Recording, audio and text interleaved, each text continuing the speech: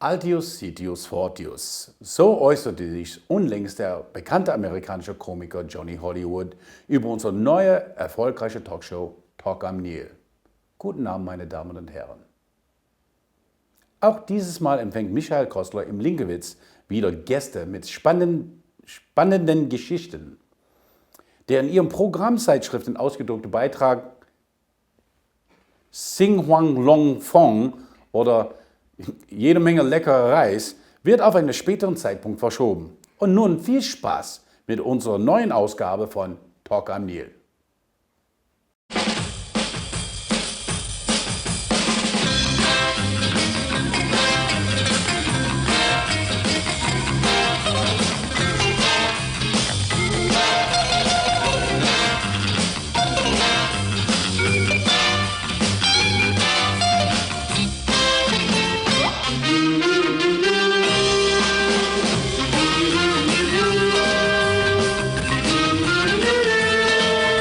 Meine Damen und Herren, hier ist der schmierige Etagenkellner, der liebe Jung und Ihr richtiger Mann zur falschen Zeit, Michael Kostler. Meine Damen und Herren, der Samstagabend ist zurück.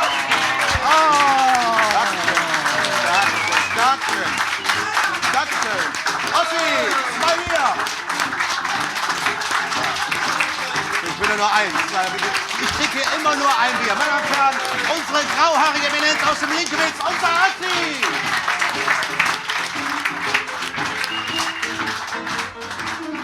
Und der Mann an den schwarz-weißen Tasten, der uns auch diesmal wieder begleitet, das Boogie-Woogie-Kind aus Siegburg, Stefan Ulbrichts.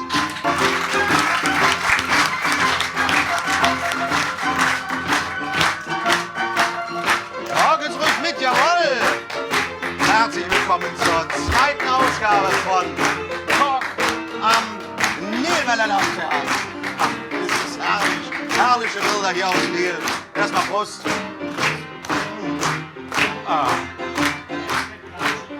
Kleines Rätsel. Fritz, was ist der Unterschied zwischen Markus Lanz, Johannes B. Kerner und Michael Kostler? Ja, der erste, der ist beim ZDF. Ja, Und der Kerner, der ist bei Sat.1. ja. Und der dritte, der macht Fernsehen. Meine Damen und Herren, Fritz Zeller! Jawohl! Das hat schön.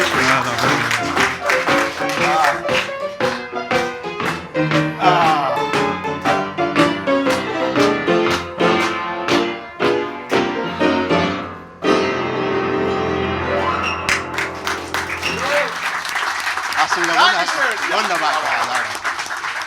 Unser Heinrich Riedmüller aus Köln. Meine Damen und Herren, ich darf Ihnen erstmal danken für die vielen Mails, für die vielen Zuschriften, das virtuelle Schulterklopfen auf YouTube, kurz mal aufstoßen, und auf Facebook, denn Sie haben unsere Sendung, die erste Sendung Talk am Nil, auf virtuellen Händen getragen und fast bis in den Olymp, ich trinke vielleicht doch kein Bier mehr, bis in den Olymp emporgehoben. Aber Fritz und ich hatten diesen Monat auch einen Schock zu verdauen. Ja, es war nicht einfach für uns. Es war sogar ein bisschen traurig, denn in einer großen Kölner Boulevardtageszeitung, was soll ich erzählen, war der Express, wir haben eh nur 2 Tageszeitungen bei uns in Köln. Ist ja. Auf jeden Fall, im Kölner Express stand, Peter Millowitsch, der Sohn von Willy Millowitsch, sagte, die kölsche Sprache stirbt aus. Oh. Ja, dann will einer klatschen. Nein, also unsere kölsche Sprache aus dem Ripuarischen kommen, wie wir alle wissen, von den Ripuariern, die am Mittelrhein nach Köln raufgezogen sind im 5. Jahrhundert, wie wir alle wissen. Und natürlich Ripa ist das lateinische Wort für Fluss.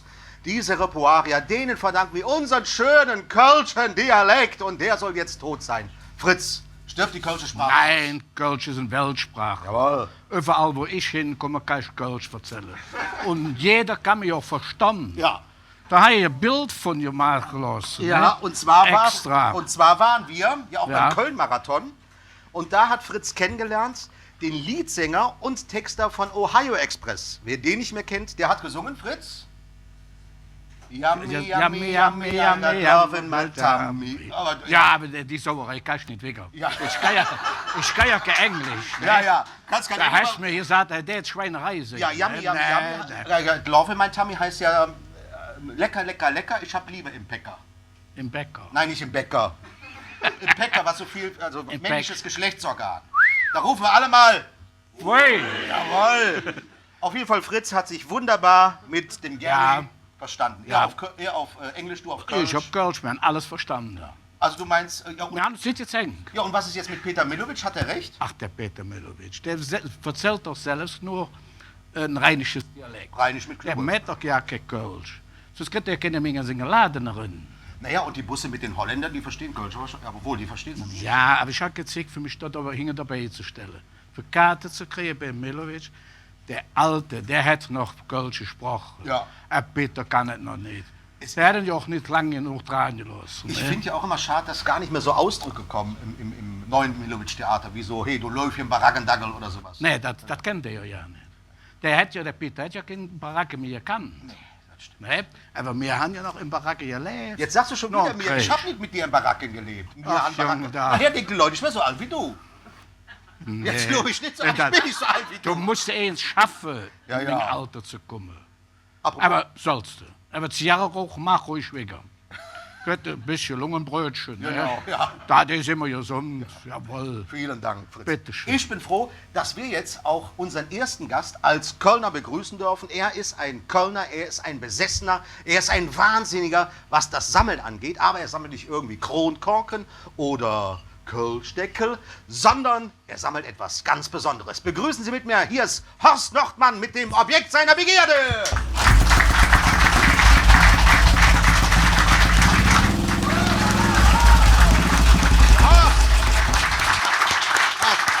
Grüß dich, stell das Ding ab. Wahnsinn. Mit welchem Gerät bist du denn jetzt hier angekommen? Das ist eine etwas anstrengende Art von Lokalpatriotismus. Das ist eine 86 Jahre alte Köln-Lindentalerin. Die ist gebaut worden auf der Neuenhöfer Allee. Aha. Und von einer der ältesten Firmen Ja. in Deutschland, die überhaupt Motorräder hergestellt haben. Hier in Köln aber. Ja, das waren die KLM-Werke. Allride hießen die Ja. Motorräder und Fahrräder. Und war eine Pionierfirma. Pionierfirma in Sachen Motorradbau. Und wie kommst du jetzt an so ein Motorrad? Ja, das ist eine schwierige Geschichte. Ich habe angefangen mit meinem Bruder zu sammeln. Mein Bruder zuerst, dann ich. Und was man so sammelt. Die Eltern hatten kein Geld für Mopeds, Ja. was sie später noch schwer bereuen sollten. Und da sammelten wir alles so in den 70er Jahren, was man so finden konnte. So in Garagen, NSU Max, Horex, BMW. Und ich wusste bis dahin aber noch nicht, was in Köln alles so los war. Und da fand jemand beim Abdecken eines Daches in Ostberlin ein Motorrad. Ja. Da war vorne das kölsche Wappen drauf. Er rief mich an und sagte, hör mal, ich habe hier ein Motorrad, das heißt Köln-Lindenthaler Metallwerke. Kannst du mir was dazu sagen? Nee, sag ich, nie gehört. Ja. Ist er zu verkaufen? Und dann habe ich die nach Hause geholt, nach einigen Verhandlungen. Das war die erste Maschine, diese hier. Ja. Wie kommt man denn dazu? Ich meine, klar, dann hast du dich da schlau gemacht, aber du hast ja auch gesagt, das Ding war in einem relativ schlechten Zustand. Ja, die war sehr Wie schlecht. kommt man eigentlich, weil du montierst die ja auch wieder zusammen und restaurierst die, Ja. wie kommt man eigentlich an die Ersatzteile von den Dingern ran? Ich meine, nicht jeder Ostberliner Speicher hat da, ja, habe ich auch Ersatzteile noch, kommen Sie vorbei. Nee, wir sind ja international vernetzt mittlerweile. Also ich bin auch im Vorstand vom Fahrzeugveteranenverband und bin da wiederum auch verantwortlich für die Webseite. Mittlerweile gibt es Webseiten und da ist alles mittlerweile, wenn irgendwo was auftaucht. Neulich hat jemand beim Rausreißen eines Bodens in Finnland ein Allride-Motorrad gefunden. Auch aus Köln. Hat im Internet recherchiert und dann stößt er direkt natürlich auf mich, ne, weil es gibt relativ viele Einträge mittlerweile. zu Die dem Thema. die sind aber auch, also wenn ich das höre, Finnland, die sind in die ganze Welt verkauft Oh worden. ja, diese Firma, also ich weiß nicht, ob Sie die Torres-Trophy irgendwie kennst, das Isle of Man Rennen, das Ja. berühmte, das gibt es ja heute noch. Und das erste hat stattgefunden 1907. Da bist du noch gefahren, Fritz. Ja. Und 1907 war der erste Platz der Zweizylinderklasse war eine Norton und der zweite Platz war eine Allride. Ne? Oh, die Kölner wieder mit dabei. Die Kölner hatten einen sehr erfolgreichen Rennstall in England. In Deutschland war Motorradrennen verboten, mehr oder weniger. In England eigentlich auch. Da gab es diesen Red Flag Act. Jedes Fahrzeug, was über 10 Stundenkilometer fuhr, da musste einer mit einer roten Fahne vorherlaufen. Ach ja. Das ist natürlich dann doof beim Rennenfahren. Und das war eben dann auch der Grund, warum die sich auf die Insel zurückgezogen haben, also der britische Motorcycle Club. Und da waren die geschichtsträchtigen ersten Rennen alle mit Kölner Fahrzeugen. Wie schnell sind die Dinger gefahren? Also diese hier fährt ungefähr 100 Stundenkilometer, das ist eine 250er. Mein ältestes Motorrad von dieser Firma ist von 1905. Dann geht es weiter 6, 7, 8 und ich habe eine von 1910, das ist eine Tausender, die hat sogar schon eine Schaltnabe. Die hatten ja noch keine Getriebe Ja. und getankt wurde beim Apotheker. Ne, es gab ja noch keine Tankstellen. Die fährt, und das läuft sie wirklich, ich habe es ausprobiert, schon 100. Ich wollte gerade sagen, wo kann man denn die Dinger fahren? Haben die überhaupt TÜV und wann kann man die überhaupt mal ausprobieren? Ja, also ich habe, glaube ich, das älteste in Köln zugelassene Motorrad. Das ist eine Köln-Lindenthaler-Rennen, ein 5 PS-Modell von Baujahr 5. Ja. Und das fährst du natürlich nicht in der Stadt, das ist wahnsinnig anstrengend, weil die Dinger hatten eben kein Getriebe und das heißt, wenn du fährst und jedes Mal beim Anhalten, also bei jedem Stopp, Motor aus. Aber wenn man so das sieht, diese Sammelleidenschaft, und du hast ja, ich war ja auch schon mal bei dir im Keller, hatte ja auch schon mal die Ehre, diese ganzen Motorräder, und du sammelst ja auch alte Fahrräder, wenn man das alles sieht, wo man sagt, man sammelt ja eigentlich auch, um irgendwas zu hinterlassen, um irgendjemand was zu vererben. Wo würdest du deine Sammlung am liebsten sehen? Also als ich meine erste Ausstellung gemacht habe, 2003, als die Kölner fahren lernten, Ja. hat man mich in kein Museum reinlassen wollen. Und das hieß immer, ja, das interessiert keinen und bla bla bla. Und dann kam ich irgendwann doch mit viel Mühe ins Sportmuseum, Ja. Kölner Sport- und Olympiamuseum, Ja. und da war das eine der besten Ausstellungen, die je hatten. Und dazu habe ich ein Buch geschrieben, das auch niemand verlegen wollte. Mittlerweile würde das gehen, Ja. wenn die Leute, die mich damals ablehnten, weil es gut verkauft wurde und es sehr schön geworden ist. Ich habe ja auch eins von dir bekommen. Ich Ja. habe es gelesen. Sag nochmal schnell, wie heißt's? Kölsche Zweiradgeschichten, und ich habe auch ein paar mitgebracht, wenn einer eins haben will. Ein paar sind noch da. Ich habe hier doch. Kölsche Zweiradgeschichten. Da hammert. Der Fritz wird schon ein bisschen ungeduldig. Ja. Für die erste, weil wir haben ja heute als Motto Kölsche Sprache, bedrohte Sprache. Nee. Und deswegen machen wir jetzt keinen Kölsch-Test Ja. im Sinne von, wer ist der längste Kölner oder was, sondern bedrohte Kölsche Worte. Fritz, und das wäre auf deiner Karte die Nummer...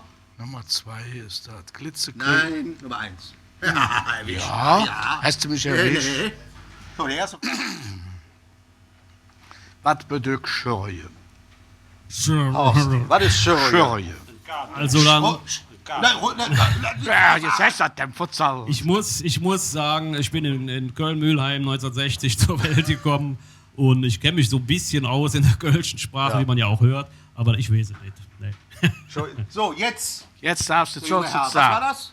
Ein Kardöl. Jawohl, eine Karredöl, oder? Ach, das ja, habe ich ja genau. eben noch gemacht. Ja, eine Karredöl. Ja. Ich fand es auf jeden Fall schön, dass du bei uns in der Show warst. Ich darf hier noch auch ein wunderschönes Buch checken. Salz in der Suppe über einen anderen großen Radsportler, Dieter Kostler, der zufälligerweise mein Vater war. Horst, vielen Dank, ich dass mich du da sehr. warst. Vielen Dank. Dankeschön. Horst, nochmal, meine Damen und Herren. Dankeschön.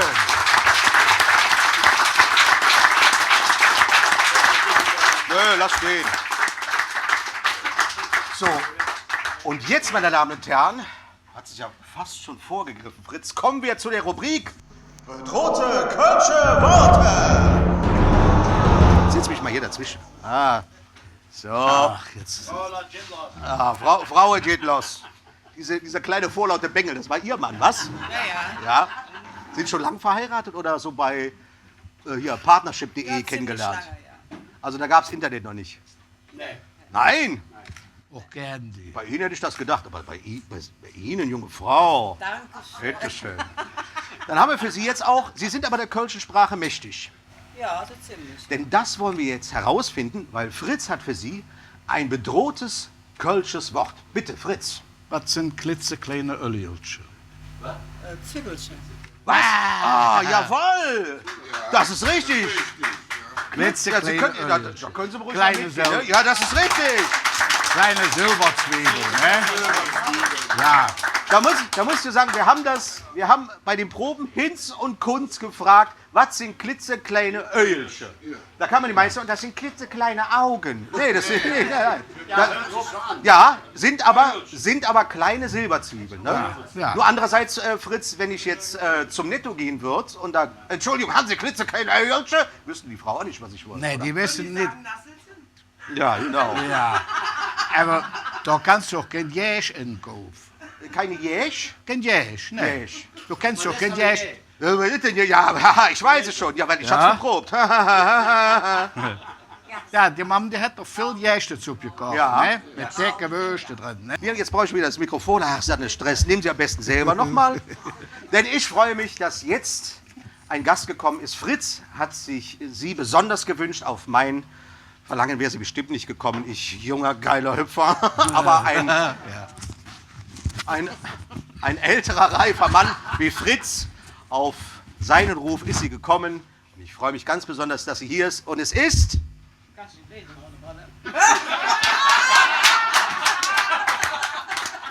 Und es ist, und am besten auch, das ist ja nicht halt nur so, das ist kein Zepter, das ist ein Mikrofon, das spricht man rein, ja. Kann ich nicht lesen ohne Brille. Wir hängen doch schon sowieso in der Zeit. Mann, Mann, Mann. So, jetzt Mikrofon noch. Sie sind überhaupt, wie heißen Sie? Nicht in den Mund, nicht in den Mund. Ja, nicht da, so, ja, so macht man. Und Sie heißen? Ja, bin ich nicht gewohnt. Ich heiße Paula. Paula, so. Und wir begrüßen, Liebes Fräulein. ja, mit ein bisschen mehr Effet. Und hier kommt, nochmal, nein, Mikrofon zum Mund. Ja, muss doch dann sein. Ja, muss jetzt sein. Los. Ach so, ja. Mach du das. Nein. So, jetzt, Nee, mach du das. ja, mach du das. Dann einer macht jetzt. So, da kommt nicht den ganzen Text von lesen. So, wir begrüßen jetzt heute Abend auf den Wunsch von dem Friss das liebe Fräulein. Jawohl!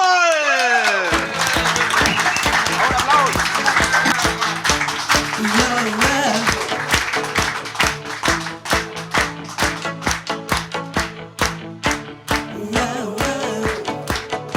Verdammt, ich bin doch glücklich. Was ich grad denk, ist so erquicklich. Ich weiß genau, es ist nicht schicklich. Wow, wow. Wow, wow. Bis jetzt verlief mein Leben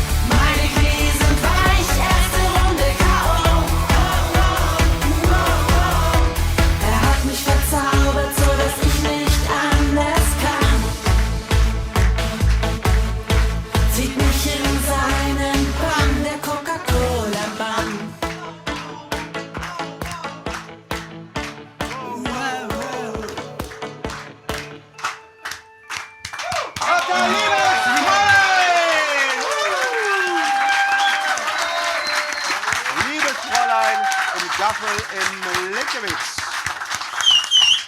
Ich muss so ein bisschen erzählen, wie Fritz und ich auf Sie gekommen sind. Wir haben nämlich im Internet gegoogelt, weil ich hatte auch eine Fußballlesung zur Frauen-WM. Und haben geguckt, wo kann ich überall diese Fußballlesung machen. Und da ist mir direkt Ihr Lied aufgefallen. Und Sie hatten eigentlich damit einen großen Achtungserfolg. Eigentlich erfolgreicher als die Fußballmannschaft bei der Frauen-WM. Und das Lied hieß Spiel mit Stil. Ja, oder Classic Game, wir hatten es noch in Englisch. Ne, auch noch? Ja. Und wie ist es da angekommen? Also wir haben über 10.000 Klicks auf YouTube gehabt, aber das war dann Ende mit der WM. Also Naja, gut. Eigentlich kann man ja sagen, so dieses Jahr sind Sie ja richtig durchgestartet, wo man sagt, das ist ja schon so in Richtung erste Bundesliga, was Sie singen. Was haben Sie vorher gemacht? Bitte schön. Was haben Sie vorher gemacht? Wo waren Sie all mein Leben lang? im Wald versteckt, im Osten vergraben. Nee, Quatsch. Nee. Also, gut, dass ich das jetzt nicht gesagt habe. Ich habe heute mit irgendjemandem telefoniert, der sagt, Dresden, wie weit ist denn Dresden überhaupt hier von Köln? Ich sage, naja, so 7 Stunden. Ach, echt?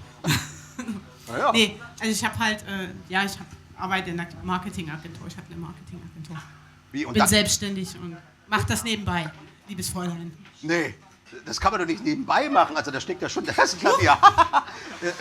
Das kann man doch nicht nebenbei machen. Oder ist das jetzt immer noch, weil ich habe ja auch gegoogelt bei Ihnen auf der Homepage, da sind ja schon relativ viele Termine. Sie sind ja in Dresden genauso bekannt wie ich in Köln. Ja. Oh, Nein. Ich brauche Ihr Mitleid nicht. Also auf jeden Fall, liebes Fräulein, ist in Dresden ja schon sehr bekannt. Findet man da überhaupt noch Zeit, eine Agentur zu leiten? Ja, ich sag mal, ich bin eine Ein-Mann-Agentur, ne? Ja.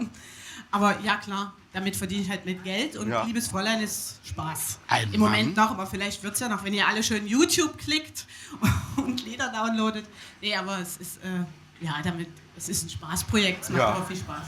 Aber also ich finde es toll, weil jetzt ist ja schon die die wievielte Single-Auskopplung ist ja schon draußen? Zweite, dritte? Das ist jetzt die zweite. Zweite. Und wir planen ein Album zum Ende des Jahres. Ich wollte gerade sagen, Album Ende des Jahres, noch kurz vor Weihnachten. Will ich denn auf jeden Mal Fall. gucken, wenn wir es schaffen. Ja, das wäre schön. Wie hat sich das denn, also ich muss dazu sagen, liebes Fräulein ist ja nicht nur Claudia Hoffmann, sondern ist ja quasi ein Bandprojekt oder der Bandname oder wie? Ja, also das fing eigentlich so an, ich habe halt immer schon Texte geschrieben, Ja. beziehungsweise auch kleine Geschichten und habe eine gute Freundin, die hat Musik studiert und dann hat die irgendwann mal gesagt, komm, dann machen wir jetzt mal ein paar Melodien dazu und so ist es entstanden.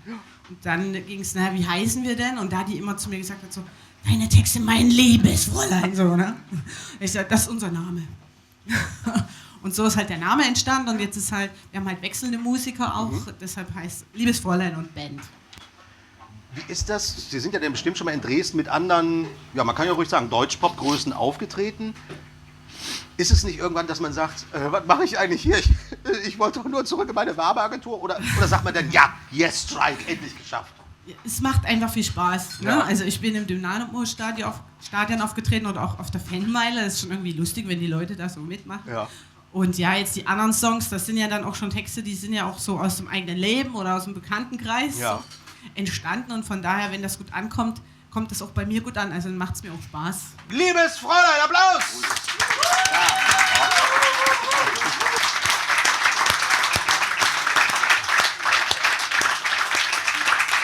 Meine Damen und Herren, wir kommen jetzt wieder zu einer beliebten Rubrik, die eingeschlagen hat beim letzten Mal wie eine Bombe. Er ist hochintellektuell, er heißt Uwe und er schlägt diesmal einen weiten Bogen zurück ins Mittelalter, als Köln noch Hansestadt war. Und wir greifen wieder ins Lexikon, schlagen an einer beliebigen Stelle auf.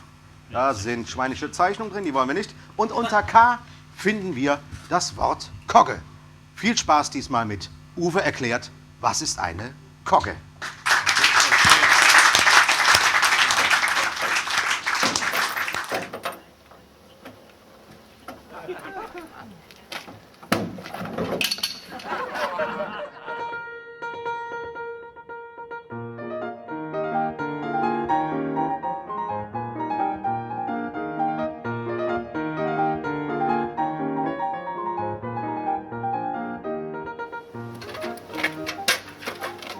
Hallo, ich bin der Uwe.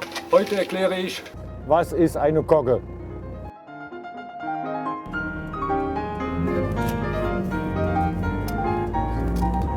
als Kogge oder Hansekogge wurde eine bestimmte Art von Schiffen benannt.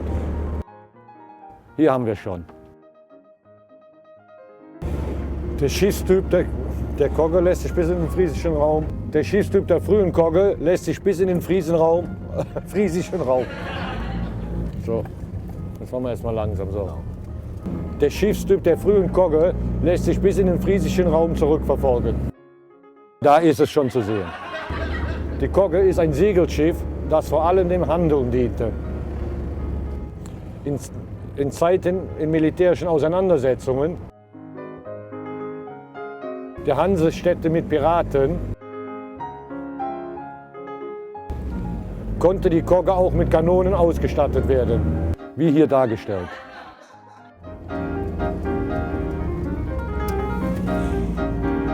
Sie hat einen Mast und ein Rahsegel. Direkt unter dem Mast ist ein Ausguck angebracht, das Krähennest, ne? Was auch Krähennest genannt wird. Hinten besitzt die Kogge ein Achternkastell. Hinten besitzt die Kogge ein Achternkastell. Im Laufe des 14. Jahrhunderts kam am Bug ein Bugkastell hinzu. Im ausgehenden 14. Jahrhundert wurde die Kogge mehr und mehr von Kastell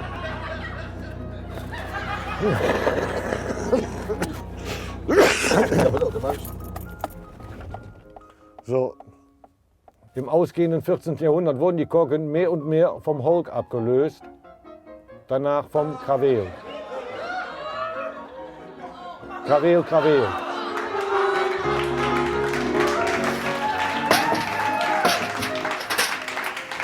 Das war's für heute. Bis neulich. Und immer dran denken, wir sind alles Menschen, oder?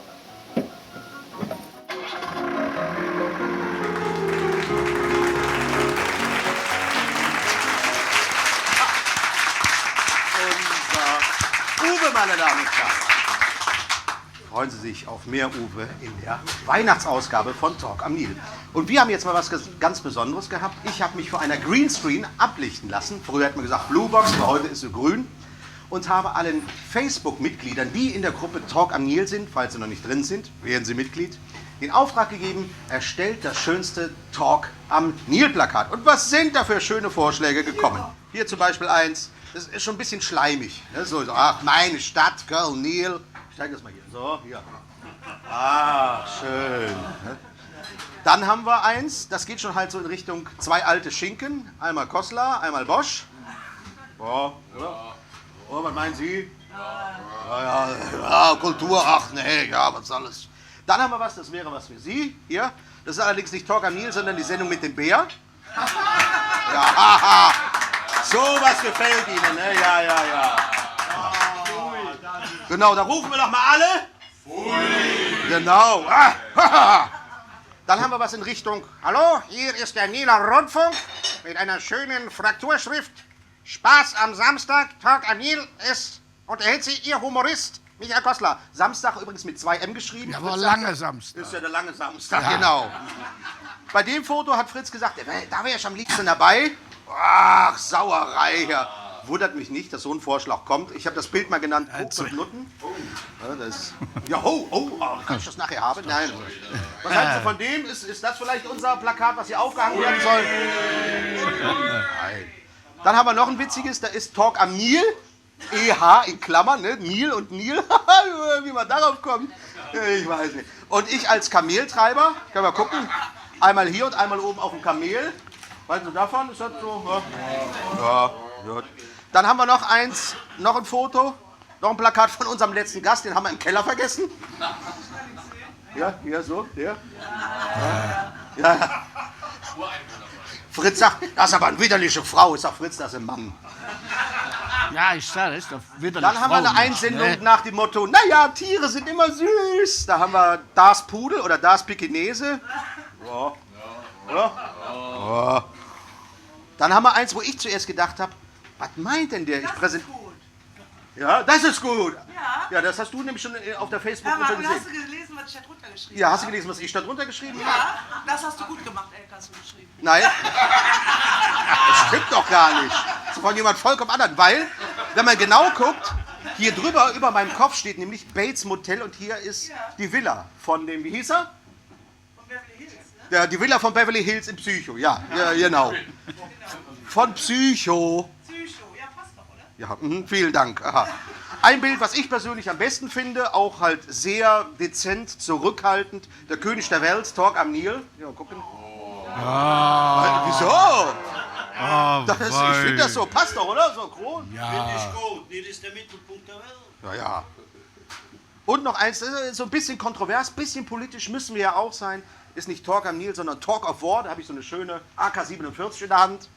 Ja, als Waffenhändler. Traut man mir einen schmierigen Waffenhändler zu? Nee. Das sagen Sie doch nur. Ja, schon das Pfui-Bild. Das Pfui-Bild. Ja. Das hätten Sie wohl gerne, Herr Luder. Und dann haben wir noch dieses Bild, wunderschön, erinnert mich so an einen alten 50er-Jahre-Film, Talk am Nil, wenn der Großvater mit dem Urgroßvater. Zeig das mal, wie finden Sie das? Oder? Der Fritz muss dabei sein. Ja, und ich glaube, wir wollten halt noch eine Abstimmung machen. Ich glaube, Ja. dieses Bild, glaube ich, kommt bei uns ins Linkewitz in die Hall of Fame, oder? Ist das schön? Gut, da haben wir unser Bild. Wunderbar. Und jetzt begrüße ich einen Mann, von dem ich auch sehr froh bin, dass er hier ist. Er ist nämlich ein Literat, fast genauso wie ich, bloß ich habe nur ein Buch geschrieben. Er hat 2 Bücher auf dem Markt. Das zweite, sein aktuelles Buch, hat sogar die Zweitauflage schon erreicht. Und es ist Edgar Franzmann. Hallo und herzlich willkommen. Ja, guten Abend. Herr Franzmann, Ihr Buch heißt Der Richtercode. Was passiert da drin? Und der Skatisch dahinter, das ist mal ruhig, ne? Ja, der Richtercode, es geht um das Fenster im Kölner Dom von Gerhard Richter. Das ist auch eine Ansicht davon, keinen Schreck kriegen von oben. Und die Frage ist, was wäre eigentlich, wenn in diesem Richterfenster, das ja aus 10.000 Farbquadraten besteht, die aber eigentlich auf 72 Farben sich zurückführen lassen, wenn da eine Botschaft drin versteckt wäre. Und das ist so der Ausgangspunkt dieses Buches.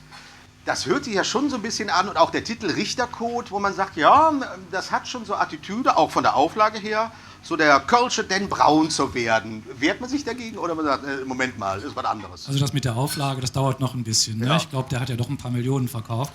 Im Verlag hat der Titel sehr gut gefallen, weil die gesagt haben, es geht ein bisschen über die normale Kundschaft der Köln-Krimis hinaus. Und das hat sich also nicht schädlich auf den Verkauf ausgewirkt. Aber das Buch ist überhaupt keine Kopie von Dan Braun. Und wer es liest, wird feststellen, das ist schon eine ganz eigenständige kölsche Geschichte. Wenn man so ein Buch recherchiert, bezieht sich das ausschließlich auf die Internetrecherche oder sind Sie da tatsächlich auch an Orten gewesen, die dann auch im Buch auftauchen? Nein, natürlich bin ich da auch vor Ort.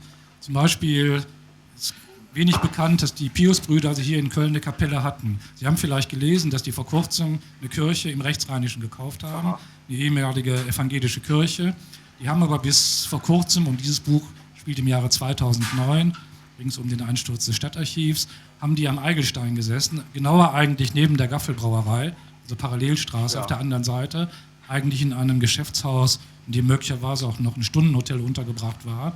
Und da diese Beschreibung, da geht man natürlich hin und im Stadtarchiv, das in diesem Buch einstürzt, bin ich natürlich auch gewesen. Also ich würde gerne noch was aus dem Roman hören. Würden Sie auch noch gern, oder? Ja, oder? Ja. Aber Fritz wir haben ja kölsche Sprache als Motto heute Abend und Fritz würde noch gerne ein bestimmtes kölsches bedrohtes Wort von Ihnen wissen, was es übersetzt heißt. Fritz. Ja, was sind Kruckwösch? Was sind Kruckwösch? Ich bin ja in Krefeld geboren, aber jetzt schon seit über 40 Jahren in Köln. Kruck sind Kräuter und Wösch, würde ich sagen, sind Würste. Kann das ein Kräuterkranz sein oder sowas? Ja, richtig, Kräuterkranz. Ja, jawohl! Herr Franzmann, Sie haben den Test bestanden und da würde ich doch sagen, mal schön leise, denn jetzt hören wir einen Auszug aus der Richtercode. Meine Damen und Herren, Edgar Franzmann! Hat das gemalt?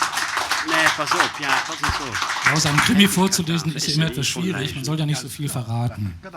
Das Buch spielt tatsächlich im Jahre 2009. Sie erinnern sich vermutlich dran, am 3. März, Dienstag, 3. März, stürzte das Stadtarchiv ein. Und das war der Dienstag nach Aschermittwoch. Dieses Buch beginnt an Aschermittwoch. Mein Held, Georg Rubin, Anfang 30, Journalist, ist bei der Nobelverbrennung im Quartier Lateng. Da trifft er, wie das so ist, ein Teufelchen und ein Engelchen. Und dann sind die auf dem Rückweg, der wohnt in Ehrenfeld und kommen dann am Aachener Weiher vorbei. Und da sehen sie noch ein Nobelfeuer und stellen fest, da ist aber gar keine Karnevalsgesellschaft dabei. Und dann stellen sie fest, Mensch, da ist eine Frau als Nobel verbrannt worden. So geht das Ganze los. Das ist der Krimi. Und am Ende wird natürlich auch aufgeklärt, was steckt denn dahinter. Eine von den beiden Frauen, die er da an Karneval kennenlernt, ist Sandra Herford. Es stellt sich heraus, die ist Archivarin, die arbeitet im Stadtarchiv. Und als die mitbekommt, er ist Journalist, sagt er, hör mal, könntest du nicht mal zu uns kommen? Bei uns stimmt was nicht. Und wir brauchten dringend Hilfe. Der sagt, ich muss mich erstmal um den Mord kümmern. Deswegen dauert es bis Dienstag, also doch immerhin 6 Tage, bis der dann im Archiv auftaucht. Und diese Szene lese ich mal. Das ist eigentlich ein bisschen wieder das, was ich vorhin gesagt habe, was ich selbst vor 1,5 Jahren da erlebt habe. Ein Ingenieur aus Leverkusen befand das Haus für ausreichend standsicher. Sicherungsmaßnahmen müssten nicht getroffen werden. Die Rissbildung deutet auf ein unterschiedliches Setzverhalten der einzelnen Gebäude hin. Ich war mit dieser Aussage nicht einverstanden. Im Januar hat derselbe Ingenieur sein Gutachten dann ergänzt. Man solle einen anerkannten Sachverständigen für Bauwerkschäden einschalten, um eine genaue Ursache für das unterschiedliche Sitzungsverhalten herauszufinden und um eventuell weitere Schäden am Gebäude zu vermeiden. Ich habe mehrmals darauf gedrängt, dass dieses Gutachten wirklich eingeholt wird, aber das ist bislang irgendwo in der Verwaltung versickert. Ich muss meiner Direktorin jetzt mal beispringen, ergriff Sandra das Wort, und etwas sagen, was hier alle denken, aber was sie in ihrer Position vielleicht nicht aussprechen darf. Wir haben den Eindruck, dass es Leute in der Stadtverwaltung gibt, die das alles hier verdrängen und nicht wahrhaben wollen. Vor allem, wenn es um die KVB geht, die ja auch eine städtische Gesellschaft ist, wird abgeblockt. Man weiß ja, wer in der KVB-Spitze sitzt. Das ist alles Politik und der Oberbürgermeister will auch nur vermeiden, dass ein ehemaliger Parteichef, den man zum gut bezahlten KVB-Funktionär gemacht hat, ins Gerede kommt. Die Direktorin wiegelte ab. Das war jetzt nicht die offizielle Stellungnahme des Historischen Archivs, Herr Rubin. Das können Sie nicht als meine Meinung zitieren, aber als Stimmungsbild der Mitarbeiter dürfen Sie das ruhig so nehmen. Die Verärgerung und die Angst sind schon sehr groß. Kommen Sie mit, ich zeige Ihnen mal die schlimmsten sichtbaren Schäden. Die Direktorin ging voraus durch das riesige Archivgebäude. Wir haben hier unglaubliche Schätze. Die Länge der Regale in den 6 Stockwerken des vorderen Hochbaus beträgt 30 Kilometer. Unsere älteste Urkunde stammt aus dem Jahre 927. Wir haben Handschriften von Albertus Magnus, kaiserliche Urkunden, aber auch wichtige Dokumente der Neuzeit wie den Nachlass von Heinrich Böll.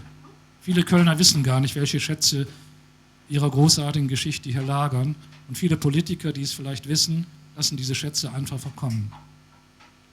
Die Direktorin stoppte. Hier, an der Nahtstelle des Hochbaus zum flachen Verwaltungstrakt, ist es besonders schlimm. Georg sah einen handbreiten, meterlangen Riss. Keine Frage, der große Betonklotz aus den 70er Jahren entfernte sich Stück für Stück von seinem Anbau. Georg schoss Fotos und machte sich Notizen. Bitte, Herr Rubin, schreiben Sie darüber, hier muss endlich etwas getan werden.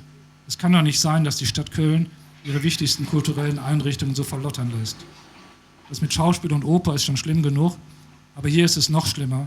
Leider stehen wir nicht so im Mittelpunkt, sagte die Direktorin. Es war kurz vor 1 Uhr. Herr Rubin, ich muss mich verabschieden, ich erwarte Besuch, aber ich denke, Sie haben genug Material für einen Artikel. Helfen Sie uns. Falls Sie noch mehr sehen wollen, Frau Herford wird Ihnen alles zeigen. Ich mache jetzt hier mal Schluss. Damen und Herren, Edgar Franzmann.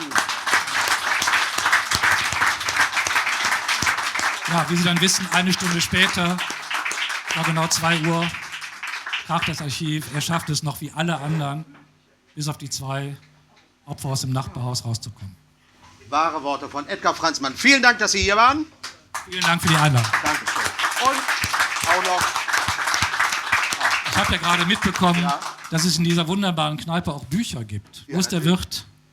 Ossi. Ich wollte euch 2 Bücher schenken. Einmal hier das Neue und einmal das Alte, Millionenallee.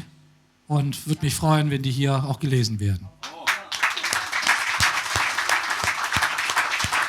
Und von mir noch mein kleines, bescheidenes Buch, Salz in der Suppe. Genau, ich hab's. Dankeschön, Edgar Franzmann. Jetzt ein bisschen Musik von unserem Boogie-Woogie-Wunderkind, Stefan Ulrich.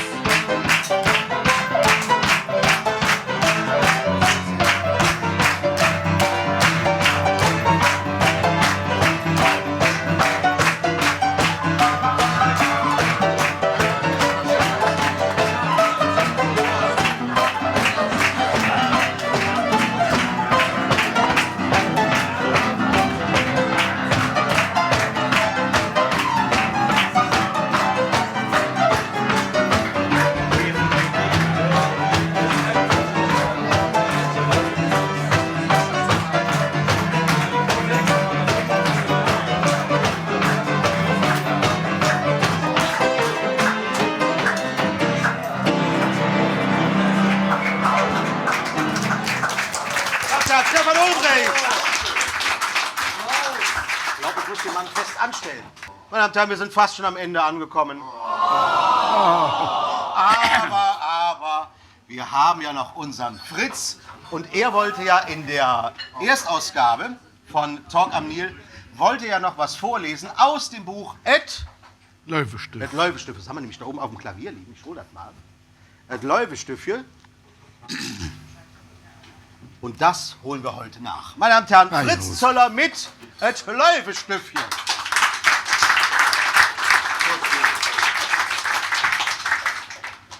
Wenn mich ein Sien besuchen mag, ist herzlich eingeladen. Ich wohne boven unterm Dach, der Kau ist mir Jade. Ach, hast du schon es verzeiht? Wie ich eine richtige Portion Äpfel hier gekommen bin. Nein, Fritz, aber wir wollen das alle gerne sicher hören, oder? Ja! Also wie du an eine extra Portion Qualm, wenn ihr bitte schön. Eine richtige Portion Qualm. Moment, Ossi, bring mal noch 2. Ich weiß, dass du noch 1 rübergibst. Ja, danke. Ja, bitte, Fritz. Soll ich dir dann erzählen? Ja, wie du an eine extra Portion Qualm gekommen bist. Ja, also es war ja die schlimme Zeit nach dem Krieg. Ja.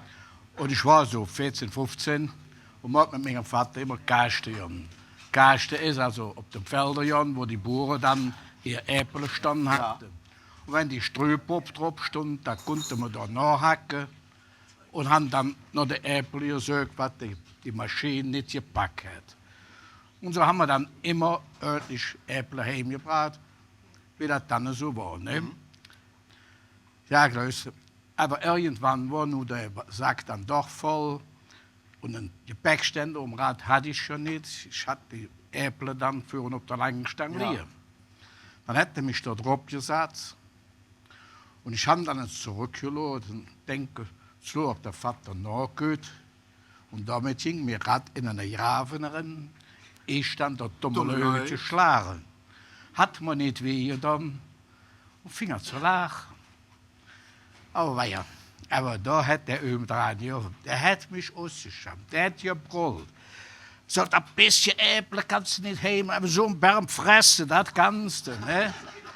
Ja, ich kann dir sagen, der hätte so eine Krach gemacht, dass die Bauern, die dort das Stück noch am Arbeiten waren, rankommen mit ihr Jaffel, mit ihr Messjaffel, und dann gesagt, wenn du der Junge nicht in Ruhe lässt, dann kriegst du von uns Brühl, ne? Ja, dann hat der mich wieder auf das Rad gesetzt, alles drauf. Dann bin ich heimgefahren. Ich habe mich nicht mehr umgedreht. Ausgeschämt hätte mich nur, weil ich gelacht habe und habe nicht geschämt, dass ich gefallen war. Naja, ich fahre dann heim, war eine Stunde viel früher wie der daheim. Und hat das der Mann da erzählt und dann sagte, Junge, jetzt mache ich dir ein paar Qualmänner. Dann kriegst du eine Stechbutter dabei, das war schon eine feine Sache. Und dann habe ich die mit richtig lecker, konnte ich das noch müffeln. Na gut. Mein Vater der kam dann an und sagt für die Frau, hast du den Bursch jetzt zu fressen? Ja, aber das geht doch ja nicht. Doch, sagt sie, der Junge hat Hunger. Und du, was hast du mit dem gemacht? Dann sagt sie, Junge, Jan, sonst geht es um mich Eier. Siehst du, so bin ich aber zu einer Pan richtig lecker Qualm näher kommen. Meine Damen und Herren, Fritz Zöller! Ja! Und jetzt sind wir tatsächlich am Ende angekommen von Talk am Nil. Aber es war eine Sendung, die mir vorkam wie 2 Stunden. Das war's von Talk am Nil. Mit dabei unser Mann am Klavier Stefan Ulbricht. Jawohl. Mein Adoptiv-Ziso Fritz Zöller. Mein Name ist Michael Kostler und ich grüße noch mit einem großen L die Fans an der Südtribüne des FCs und immer 3 Punkte. Tschüss, sage ich und der Fritz aus dem Gaffel im Linkewitz, auch wenn ich spucke. Dankeschön, tschüss. Tschüss.